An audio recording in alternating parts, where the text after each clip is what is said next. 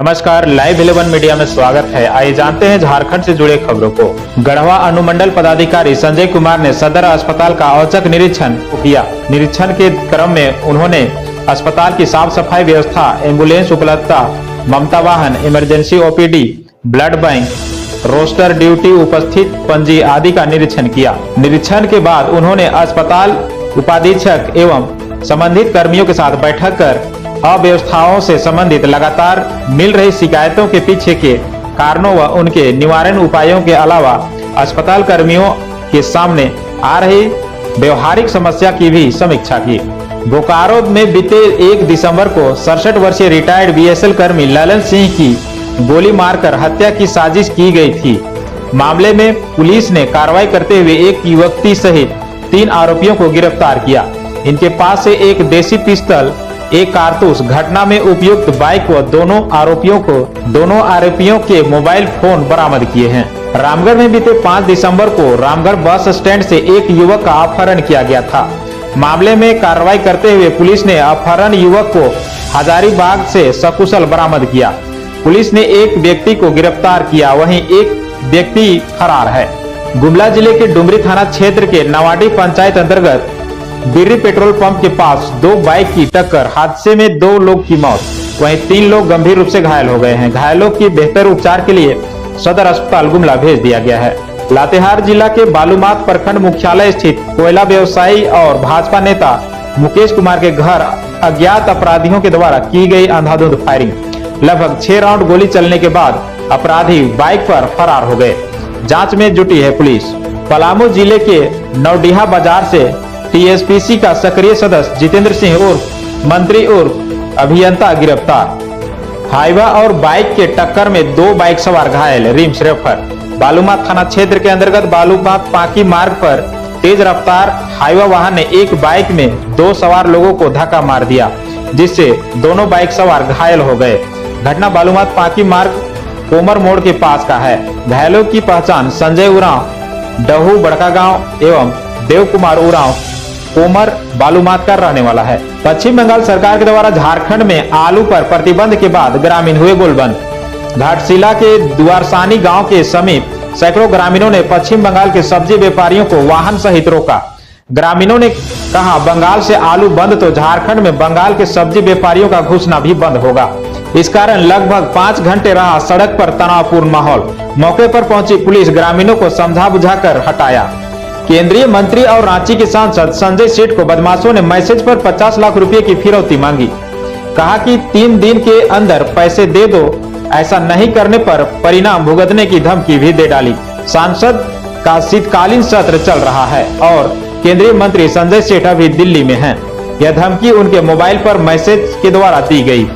भारत आदिवासी party BAP प्रत्याशी एवं आदिवासी छात्र संघ लोहरदगा के पूर्व जिला अध्यक्ष अवधेश उरांव ने हेमंत सोरेन सरकार के पहली बार बिशुनपुर विधानसभा क्षेत्र से लगातार चौथी बार चुनाव जीतकर विधानसभा पहुंचे विधायक चमरा लिंडा को मंत्री बनाए जाने पर बधाई दिया। इस बीच अवधेश उरांव ने चमरा लिंडा से शिष्टाचार भेंट कर उन्हें आदिवासी गमछा और स्वतंत्रता सेनानी वीर बुद्धू भगत की आकृति देकर मंत्री बनाए जाने पर बधाई दी।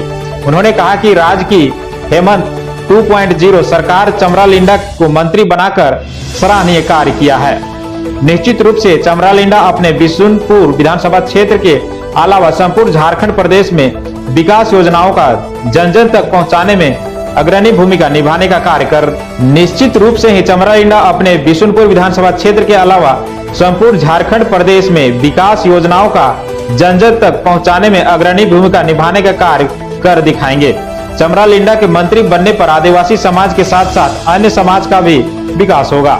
चतरा जिले के प्रतापपुर के तत्कालीन अंचल अधिकारी पर गिरी गाज। एक राजस्व उप निरीक्षक के विरुद्ध अभियोजन स्वीकृति सरकारी जमीन का गलत तरीके से ऑनलाइन गलत तरीके से एकमुश्त रसीद काटने का स्वेच्छाचारित मनमानेपन, अनुशासनहीनता एवं कार्य के प्रति लापरवाही विरुद्ध गठित आरोपों के आलोक में प्रपत्र का गठन करते हुए विभागीय अनुशासनात्मक कार्रवाई करने का अनुशंसा की गई है।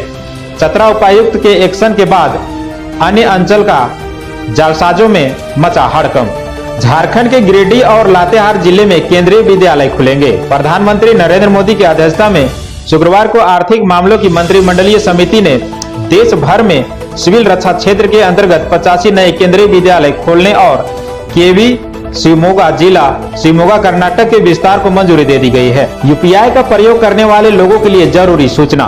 फोन पे, गूगल पे, पेटीएम या इसी तरह के अन्य यूपीआई का प्रयोग करने वाले लोगों को अब एक नए तरीके से ठगा जा रहा है, जिसमें कोई भी आसानी से फंस सकता है। इस तकनीक को जंप टेक्निक का नाम दिया गया है।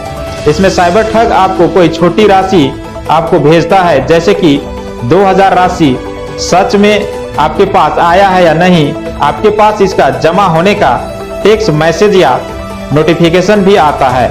इसमें ठग द्वारा तकनीक द्वारा ऑटोमेटिकली अमाउंट निकलने का सिस्टम सेट कर दिया जाता है। आप बैलेंस चेक करने के लिए जैसे ही यूपीआई का जमा अपना पिन डालते हैं, वैसे ही आपके खाते में अमाउंट उसे ट्रांसफर हो जाती है। इसे बचने का तरीका है कि जब भी आपके पास बिना उम्मीद के या किसी अननोन नंबर से पेमेंट आए तो आप यूपीआई पर चेक करने के लिए पहले एक बार जानबूझकर गलत पिन डाल दें। ऐसा करने से ठग द्वारा सेट की गई विड्रॉ अमाउंट अपने आप कैंसिल हो जाएगी, जिससे आप यूपीआई पेमेंट के द्वारा ठग से बच सकते हैं। मुख्यमंत्री हेमंत सोरेन एवं विधायक श्रीमती कल्पना सोरेन से आज कांके रोड रांची स्थित मुख्यमंत्री आवासीय परिसर में राज्य के विभिन्न जिलों से पहुंची पोषण सखी दीदियों ने मुलाकात की। उन्हें हार्दिक बधाई एवं शुभकामनाएं दी। विगत कार्यालय में राज्य सरकार द्वारा पोषण सखी के पुनर्बहाल के निर्णय पर हर्ष जताते हुए मुख्यमंत्री के प्रति पोषण सखी दीदियों ने आभार व्यक्त करते हुए उनका अभिनंदन किया। मौके पर मुख्यमंत्री सभी के प्रति आभार व्यक्त किए। मौसम केंद्र के अनुसार राज्य में अगले 2 दिनों के दौरान न्यूनतम तापमान में धीरे धीरे 2 से 4 डिग्री सेल्सियस तक की बढ़ोतरी हो सकती है।